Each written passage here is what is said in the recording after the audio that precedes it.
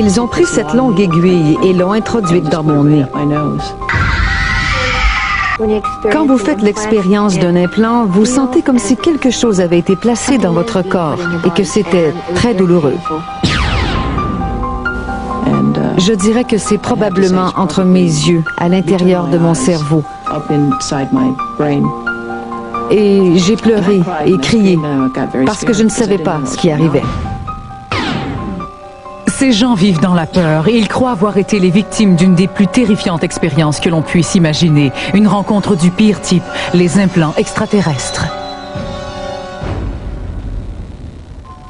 Barbara Dobrin est docteure en psychothérapie. Elle pratique et donne des conseils aux victimes d'enlèvement par des extraterrestres. Les chercheurs qui étudient ces phénomènes affirment qu'il y a effectivement des implants extraterrestres et que ces êtres nous pistent. Si vous êtes étiqueté, ils vous retrouvent peu importe où que vous soyez. Vous pouvez aller n'importe où, vous ne pourrez pas vous cacher. Cette femme affirme avoir été enlevée et avoir reçu un implant. Pour protéger son anonymat, nous ne mentionnerons pas son nom. Ces créatures vous disent que vous oublierez tout. Ils vous disent de ne rien dire à personne. C'est comme si j'avais été violée. Mais lorsque vous êtes violé, vous pouvez toujours vous rendre dans un poste de police et dire « j'ai été violé ». On va vous demander de regarder des photographies. Hélas, je ne crois pas qu'ils soient prêts pour ce genre de suspect.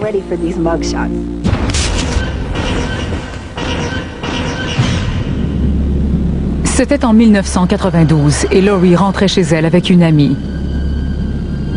C'était une froide nuit de novembre. Nous avions toutes deux remarqué la présence d'une grosse lumière dans le ciel. À ce moment-là, la lumière est descendue dans un mouvement rapide, comme si elle tombait du ciel. La voiture était toute illuminée. J'ai pris la main de mon ami et j'ai dit « Oh non, pas encore ». Je connaissais cette sensation, ce sentiment de peur. Ils m'avaient laissé tranquille depuis 3 ou 4 ans, mais maintenant, ils étaient de retour. Le détective privé Don Atterburn a étudié quelques cas relatifs à des implants extraterrestres. Au départ sceptique, ses recherches l'ont amené à croire que ces gens disaient la vérité. J'ai été impliqué dans ce dossier parce que j'avais des clients qui vivaient des choses inhabituelles. Pour un enquêteur, et c'est ce qui m'a accroché dans tout cela, c'est le plus grand casse-tête auquel on peut faire face. Il y a peut-être quelque chose qui se trame à l'extérieur et j'aimerais bien savoir de quoi il s'agit. Après l'incident sur la route, Laurie a remarqué sur sa main des marques inexplicables.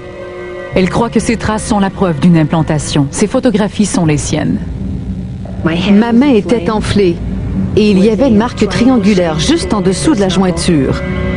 Pour eux, le triangle sur la main est une marque d'identification. Peut-être s'agit-il d'un échantillon de tissu, je ne sais pas, mais il y a des tissus manquants sur ma main. C'est découpé, c'est évident. Pour les victimes d'enlèvement, l'expérience d'un implant peut être extrêmement traumatisante. Ces souvenirs m'ont presque rendue folle. Ils m'ont conduit chez une hypnothérapeute qui m'a aidé à reconstituer tout le tableau. Tout cela ressemble à ces animaux que l'on marque en mer ou dans la nature. C'est exactement ce qui nous arrive. Ils sont des milliers à affirmer avoir été implantés.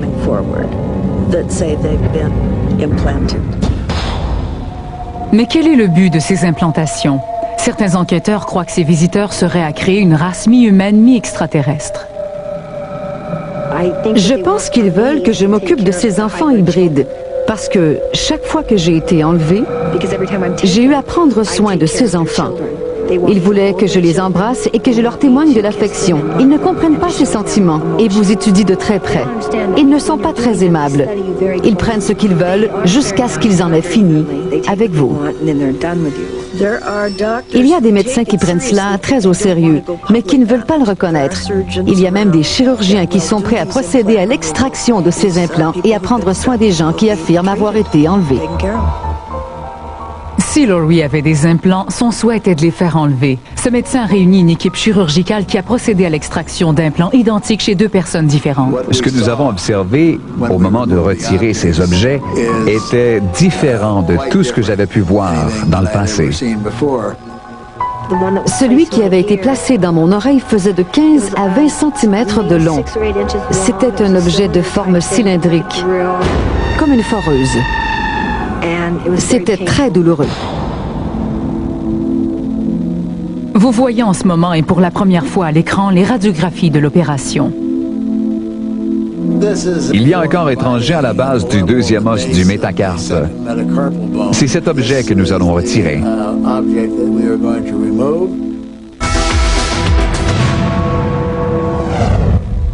La nuit précédant un voyage en avion, Rannell Wallace a fait un rêve.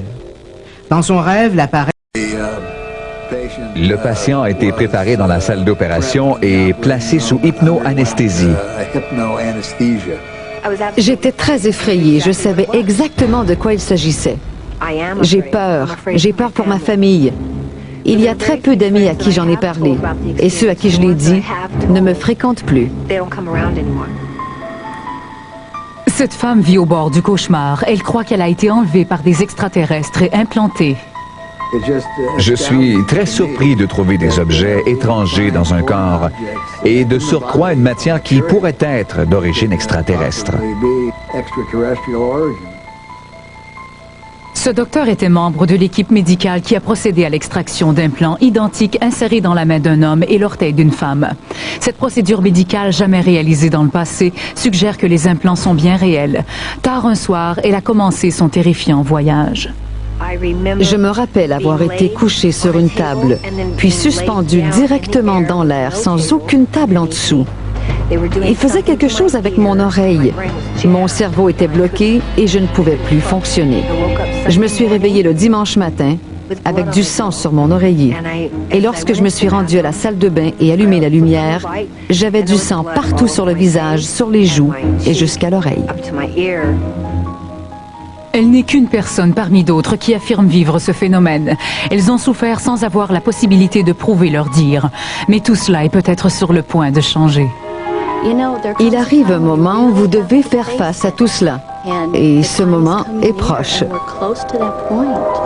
Pour la première fois, nous pourrions bien avoir ici des preuves bien documentées. Cet homme était le chirurgien en chef lors de cette extraordinaire opération. Comme les autres médecins impliqués, il a choisi de conserver l'anonymat. Nous étions très intéressés de documenter les procédures avec tous les moyens possibles. Nous avons donc utilisé la vidéo ainsi que la photographie. Dans les heures qui ont suivi, les chirurgiens ont opéré 2 sujets distincts et retiré 3 objets métalliques différents.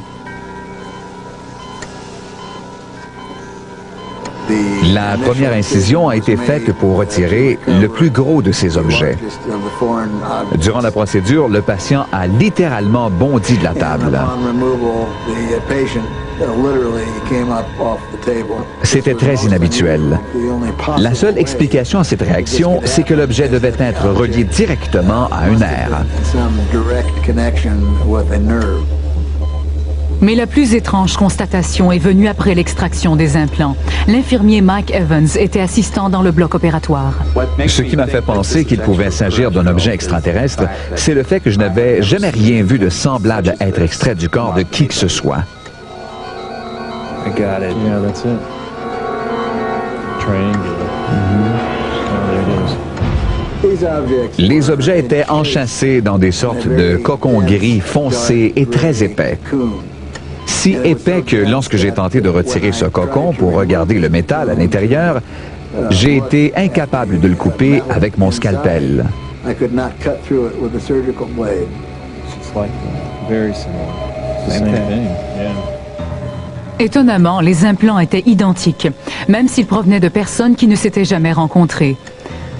La seule chose que ces patients avaient en commun, c'était des détails similaires d'histoires d'enlèvement.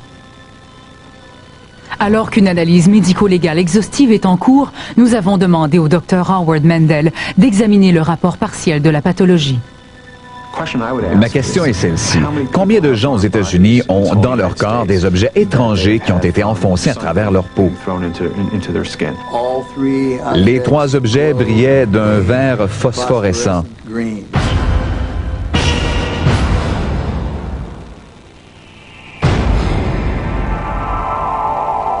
Or, il s'agit du même verre que celui rapporté dans la littérature sur les enlèvements pour avoir été observé au bout des doigts des prétendus enlevés. Je trouve qu'il y a quelque chose d'inquiétant dans tout cela. Comment un objet identique peut-il se retrouver dans le corps d'un homme et d'une femme vivant dans des régions différentes? Les chances sont extrêmement minces. Ce n'est pas l'imagination des gens, ni une hallucination collective. Je crois qu'il y a quelque chose qui se trame. Les implants sont-ils réels? La controverse se poursuit alors que la question demeure sans réponse. Les implants découverts semblent un espoir pour l'avenir. Pendant ce temps, les victimes font de leur mieux pour affronter le présent. Il n'est pas question qu'il me fasse sombrer dans la folie. Alors vous apprenez à vivre avec tout cela. Vous développez des petites choses tout à fait ordinaires auxquelles vous pouvez vous raccrocher, comme le linge sale. Il y en a toujours.